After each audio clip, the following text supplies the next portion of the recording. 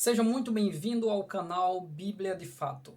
Neste vídeo, nós iremos compreender, à luz das Sagradas Escrituras, a questão de nós pedirmos no nome de Jesus, receber ou não receber. Tudo isso está resumido em um tripé que simplesmente se resume em, primeiro, a vontade de Deus dentro do contexto do que está sendo pedido. Segundo, como deve estar ou a condição daquele que pede a Deus. E terceiro, qual o propósito do pedido? O que está pedindo e por que está pedindo? Por isso eu te convido para ficar conosco aqui no nosso canal Bíblia de Fato até o final, para nós compreendermos à luz da Bíblia Sagrada essa verdade que tanto é importante para a nossa vida. Deus abençoe grandemente sua vida no nome de Jesus. Quando olhamos para a Bíblia Sagrada, são muitos os textos que o próprio Senhor Jesus Cristo fala sobre a questão de pedir, e a questão da fé e a questão dos seus discípulos. Quando Jesus amaldiçoa a figueira e deixa os discípulos espantados, ele diz: coisas maiores você pode fazer. Pode dizer até um monte: sai daqui e vai para acolá, porque tudo que pedirdes com fé e não duvidando, o recebereis. O próprio Senhor Jesus Cristo também diz em Mateus 6,8 que antes mesmo que a gente venha pedir algo a Deus, ele já sabe o que a gente está pedindo.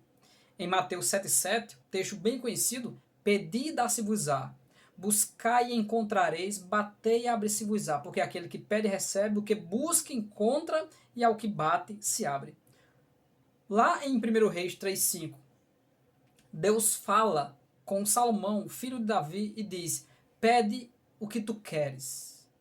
E a própria Ana, sobre Samuel, é um menino que ela pedia a Deus. Então ela pedia a Deus um menino e Deus lhe deu.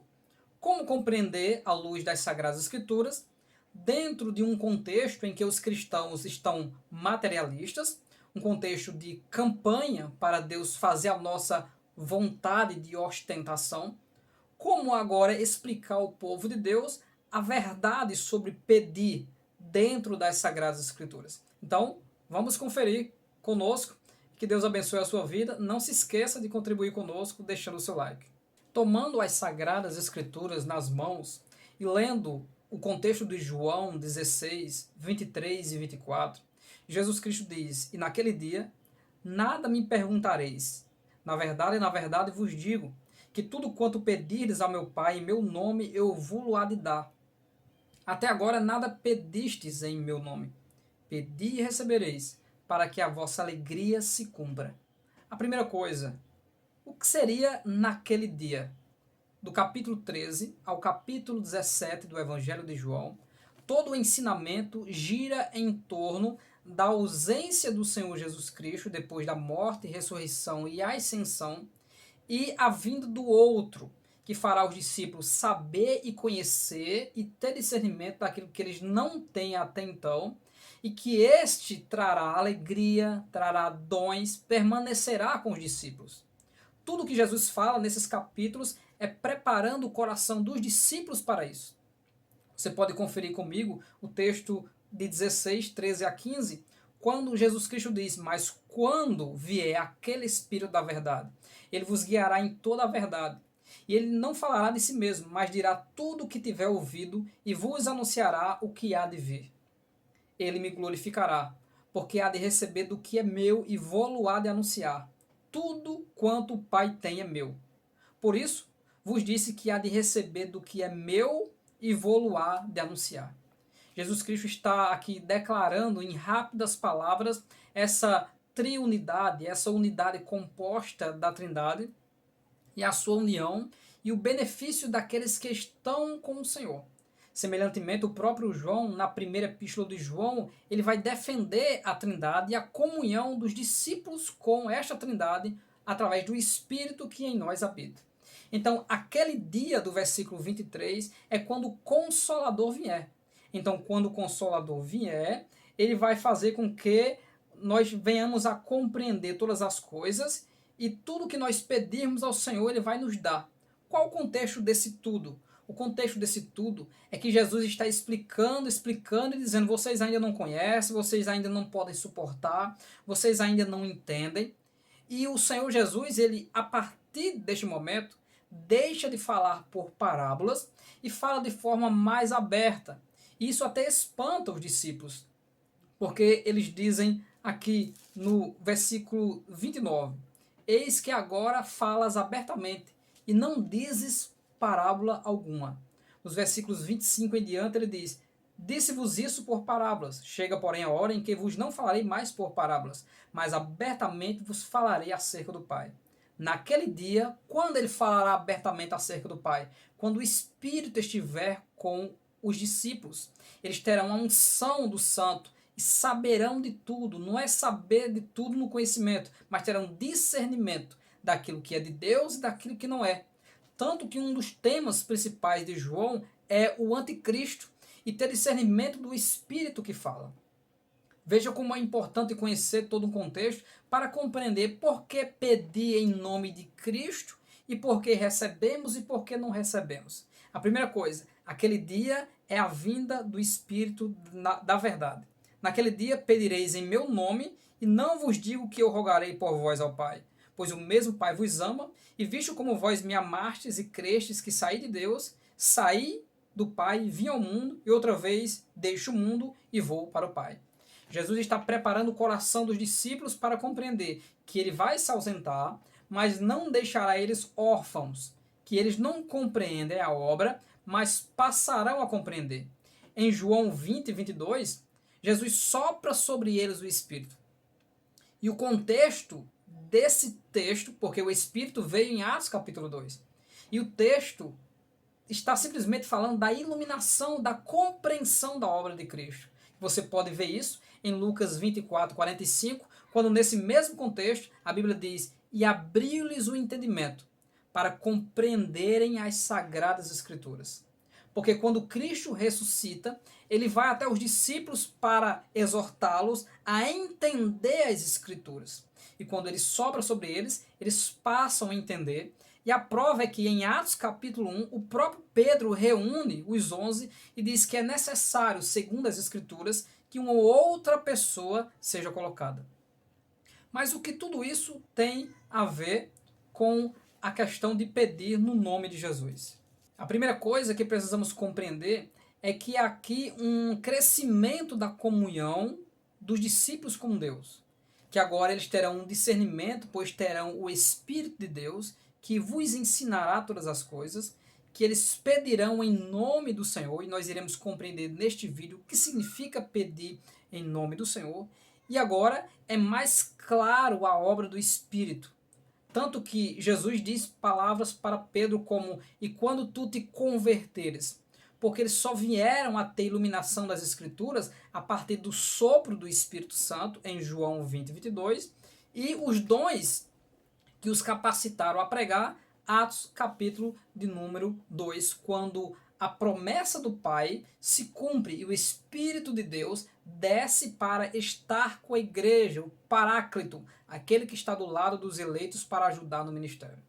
Antes de darmos o significado do porquê pedir no nome do Senhor, precisamos citar o exemplo de Daniel capítulo 9, quando Daniel desejava conhecer o fim deste cativeiro de 70 anos, estudando o livro de Jeremias, e ele orava, jejuava, suplicava ao Deus dos céus. E o anjo saiu imediatamente, porque a oração de Daniel estava num contexto relacionado à vontade de Deus. Daniel pedia aquilo que estava dentro da vontade de Deus. Então nós já podemos começar a compreender que o contexto de pedirmos e receber do Senhor está relacionado à ação do Espírito Santo, à operação do Espírito Santo em nós e também através de nós. Tudo que nós pedirmos a Deus que beneficia o trabalhar de Deus na nossa vida e no nosso crescimento espiritual, e também o avanço do reino e da pregação do evangelho e da obra de Deus, Deus dará tudo. Mas como pedir segundo a vontade de Deus? Lembra do contexto do livro de Ageu? Deus é dono do ouro e da prata? e a glória desta última casa será maior do que a da primeira?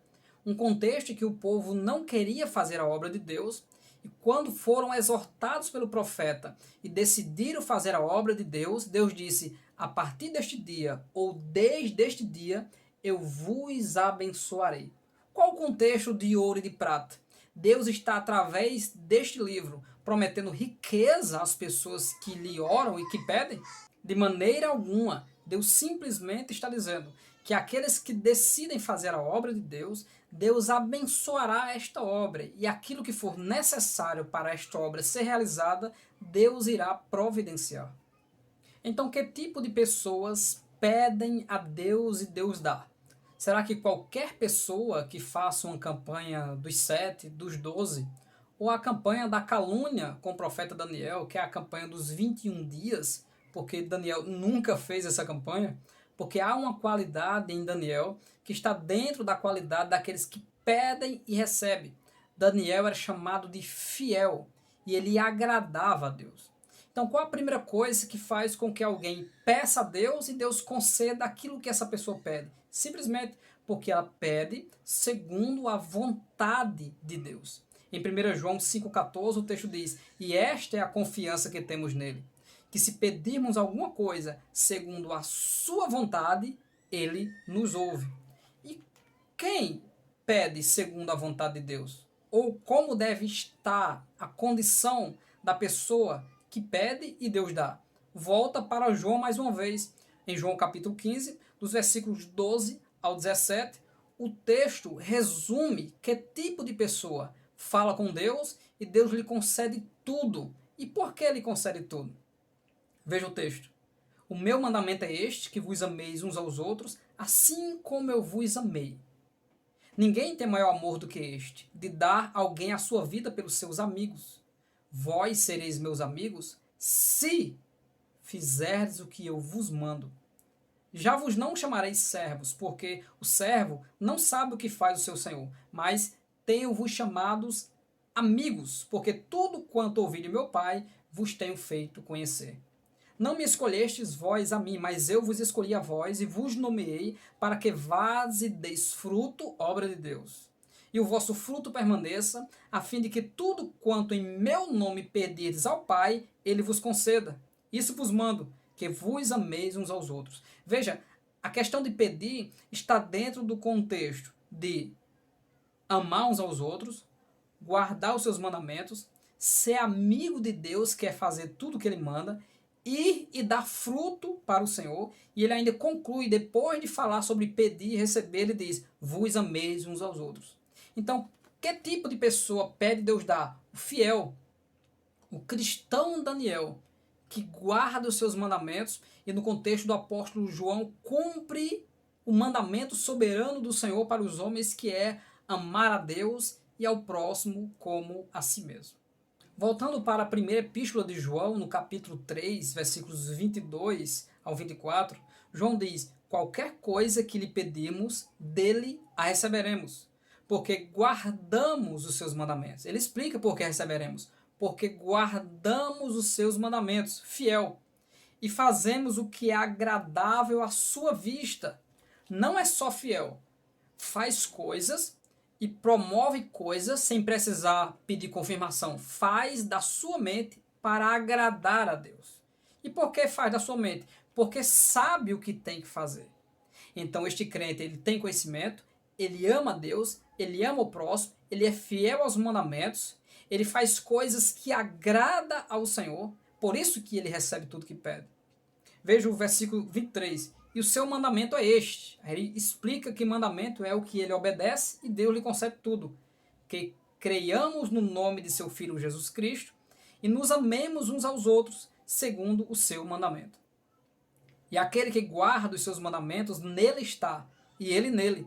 E nisto conhecemos que ele está em nós, pelo Espírito que nos tem dado. Então, quem são aqueles que pedem e recebem? Não são aqueles que fazem uma visita às atuais campanhas de oração quando necessitam de alguma coisa, ou desejam, ou sonham alguma coisa. E mesmo existindo esse livro tão bom, Nunca Desiste dos Seus Sonhos, de Augusto Cury, Mostra pessoas que batalharam por sonhos, mas eram sonhos que tinham ideais. Não eram sonhos materialistas, não. Eram sonhos com ideais. Batalharam, foram desprezados, mas conseguiram e venceram. Eu vou deixar o link deste livro para você adquirir este belo livro e fazer a leitura dele. Então não é esse cristão que está necessitando ou desejando comprar algo, que vai lá na igreja e por 7 dias ora e Deus dá. Esse não recebe. Por isso que estes são frustrados. Muitos se distanciam mais de Deus. A Bíblia está falando de pessoas que andam com o Senhor. Pessoas como Daniel, que não estava preocupado com riquezas, que quando vinham pedir os trabalhos de Daniel, ele dizia, deixa a sua riqueza para lá. O que é que está prezando de mim aí? Ou seja, o dom de Deus que eu tenho é de graça, eu vou ser usado por Deus para você. Esse é o contexto bíblico. Talvez não muito agradável aos ouvidos, mas é isso que a palavra de Deus nos ensina. Se você que me ouve é pastor, pregador, ensinador, se você tem zelo pelas vidas e pela palavra de Deus, então ensine a verdade a elas, para que elas não fiquem frustradas por conhecer um Jesus materialista e não bíblico, porque o bíblico, o que ele mais deseja, é que nós venhamos a andar na sua presença. Se voltarmos mais uma vez para o Evangelho de João, no capítulo 14, do 12 ao 15, nós veremos João mais uma vez ratificando essas verdades, falando sobre obra de Deus, sobre pedir, sobre estar com o Senhor, sobre mandamento. Veja o que ele diz. Na verdade vos digo que aquele que crê em mim, Jesus falando, também fará as obras de Deus, que eu faço e as fará maiores do que estas, porque eu vou para meu Pai. E tudo quanto pedirdes em meu nome, contexto de fazer obras, eu farei, para que o Pai seja glorificado. Qual o objetivo de pedir algo a Deus? Para a glória de Deus. Tudo que façais, disse Paulo, quer comais, quer bebais, ou façais qualquer outra coisa, fazei tudo para a glória de Deus. Então, se tudo que eu pedir é para a glória de Deus, então Deus fará. Não adianta fazermos chantagens para Deus e pedir algo apenas da nossa vaidade, dizer, Deus, me dê que eu ofereço o culto de ação de graças. Não, Deus não está preocupado com o culto de ação de graças. Deus está preocupado com o culto racional, onde a nossa vida completa, espírito, alma e corpo, glorifica ao Senhor constantemente no temor de Deus. Nos versículos 14 e 15, João diz, ou melhor, Jesus diz, se pedirdes alguma coisa em meu nome, eu farei. Se me amardes, guardareis os meus mandamentos. Todos os textos que ele diz, peça que eu dou, ele em seguida diz, mas guarde os mandamentos. Olha que interessante. A Bíblia, ela não deixa brecha nenhuma para apoiar o atual materialismo e o Deus Mamon, que é repreendido pelo ensino e a pregação correta das Sagradas Escrituras. Aí aparece Tiago, o irmão de Jesus Cristo, para confirmar a questão materialista daqueles que pedem e Deus não dá. Em Tiago, capítulo 4, e versículo 3, Tiago diz, pedis e não recebeis. Aí ele explica, por quê? Porque pedis mal. E o que é pedir mal? Ele explica, para o gastardes em vossos deleites. Então, o crente atual do Pix, da ostentação, da riqueza, do dinheiro, das agendas com valores inimagináveis, esse não está com o Senhor. Ele serve a um Deus Mamon, ao Deus das riquezas. Andemos com o Senhor, pois ele supre todas as nossas necessidades, ainda concede o desejo do nosso coração, quando amamos a Deus, amamos os irmãos, fazemos o que lhe agrada, guardamos os seus mandamentos, e o próprio João diz, e os seus mandamentos não são pesados. E ainda o próprio apóstolo Paulo, em um outro texto muito usado nessas questões de pedir, na oração de pedir, é o texto de Efésios 3,14, quando Paulo diz, e por esta causa eu me ponho de joelhos. E no versículo 20 diz que Deus é poderoso para fazer muito mais abundantemente daquilo do que pedimos ou pensamos, pelo poder que em nós opera. Então Deus vai fazer muito mais daquilo que a gente pede. A questão não é ler os versículos isolados. A questão é compreender o que Paulo está falando. Por que ele ficou de joelhos? Nós temos um vídeo aqui no nosso canal, é um dos vídeos mais assistidos. Por esta causa eu me ponho de joelhos. onde nós explicamos esse texto, que Paulo está de joelhos para pedir coisas especiais para a igreja. Paulo está pedindo para que a igreja tenha mais conhecimento, mais amor e mais poder de Deus. Essas três coisas que deixam a igreja inabaláveis. Enquanto Paulo pede isso, ele diz: Deus é poderoso para fazer muito mais do que isso. A concentração de graça, de dom, de poder, de misericórdia de Deus será grande na nossa vida. E para mim finalizar esse texto, eu volto para Mateus capítulo 7 e versículo 7. Porque o texto isolado ele é convidativo. Pedi, dá-se-vos-á. Buscai e encontrareis. Batei e abre-se-vos-á. Então é como se o texto estivesse aberto para quem lê fazer isso e Deus dá. Ou fazer algum tipo de oração especial, forte ou campanha e Deus dá. O texto é a conclusão do Sermão da Montanha, onde do capítulo 5 até o capítulo 7 está descrito o código de ética do cristão verdadeiro que é fiel e que anda na presença de Deus e que tem as necessidades supridas, que não serve a dois senhores, que não é ansioso pelo dia de amanhã, que não ajunta tesouros aqui na terra, que não lança as pedras aos porcos, que sofre por amor do Senhor, se alegrando, e que faz a oração do Pai Nosso, crendo que o Senhor nos perdoa porque perdoamos, crendo que o Senhor, quando nós buscarmos o reino de Deus, Ele nos dará todas essas coisas. Essas coisas estão no texto, que é o comer, o beber e o vestir. Olha como é glorioso a Bíblia Sagrada quando você respeita as Sagradas Escrituras. A Bíblia não é um mantra, não é uma caixinha de mágica que você tira uma bênção para você e sai vivendo a vida que quer. A Bíblia é um livro que transforma as vidas a fim de se submeterem à vontade de Deus e glorificarem ao nome do Senhor na sua existência. E tudo aquilo que eu necessitar, Ele suprirá as minhas necessidades, e tudo aquilo que eu pedir dentro do reino, Ele me dará. Porque quem pede segundo a vontade de Deus, pede para a glória de Deus e para o crescimento do reino de Deus, e Ele não negará absolutamente nada. Fique com essa palavra, que Deus abençoe grandemente a sua vida no nome de Jesus. Desejo muito que você comente aí embaixo sobre todo esse estudo em resumo, e que não deixe de compartilhar os nossos vídeos e permaneça conosco como um inscrito do canal Bíblia de Fato. Que Deus abençoe a sua vida.